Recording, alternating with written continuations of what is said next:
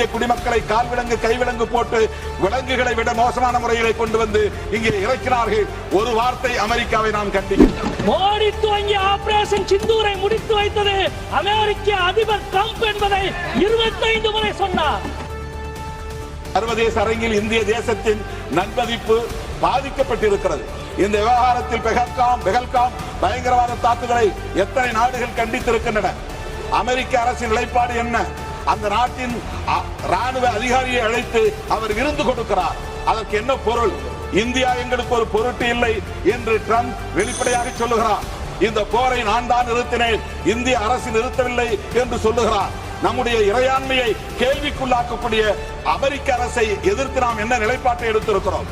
அங்கே சட்டவிரோதமாக தங்கியிருக்கிற இந்திய குடிமக்களை கால்விலங்கு கைவிலங்கு போட்டு விலங்குகளை விட மோசமான முறையிலே கொண்டு வந்து இங்கே இறக்கிறார்கள். ஒரு வார்த்தை அமெரிக்காவை நாம் கண்டிக்கவில்லை. நம்முடைய மரியாதைக்குரிய பிரதமர் அவர்கள் தமிழ்நாட்டுக்கு வந்து சோழர்களுடைய பேரரசை நினைவுபடுத்தி சோழர்கள் நடத்திய போரையும் ஆபரேஷன் சிந்தூரையும் இணைத்து பேசியிருக்கிறார். நான் ஒரு வரலாற்று மாணவன், வரலாற்றை அறிந்த ஒரு எழுத்தாளர் என்ற முறையில் சொல்கிறேன். சோழ பேரரசு, ராஜேந்திர சோழன் இந்தியாவில் இருந்த ஒரு பேரரசு கடல் கடந்த வெற்றியை பெற்றதென்றால் அது சோழ பேரரசு மட்டும்தான். அந்த வெற்றிக்கு என்ன காரணம் தெரியுமா?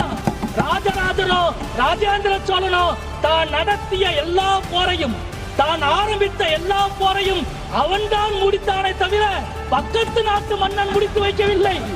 மோடி துவங்கிய ஆபரேஷன் சிந்தூரை முடித்து வைத்தது அமெரிக்க அதிபர் ட்ரம்ப் என்பதை 25 முறை சொன்னார். ராஜராஜன் ஆரம்பித்த போரை பக்கத்து நாட்டு மன்னன் முடித்ததாக சொல்லி இருந்தால் முதலில் அவன் கதையை முடித்திருப்பான் ராஜராஜனும் ராஜேந்திர